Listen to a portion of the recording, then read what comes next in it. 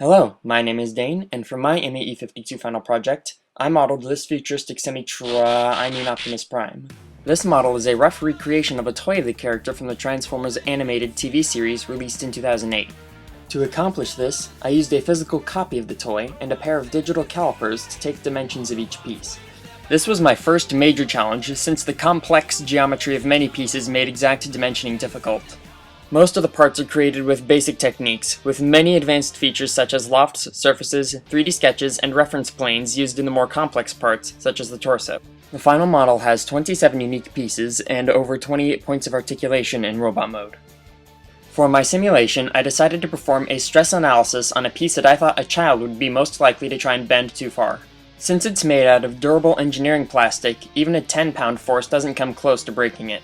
If you're wondering how I made the punching animation, I used Mate Controller, a feature in SolidWorks that lets you take up to 16 mates defined by angles or distances and save them in different positions.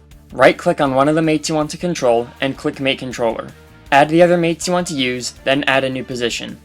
Adjust the angle or distance values of your mates. Then update your position. Mate Controller can then calculate an animation between the positions, which you then save as a .avi file. Thank you for watching, and I hope you enjoyed the project. Transform and roll out! Transformers.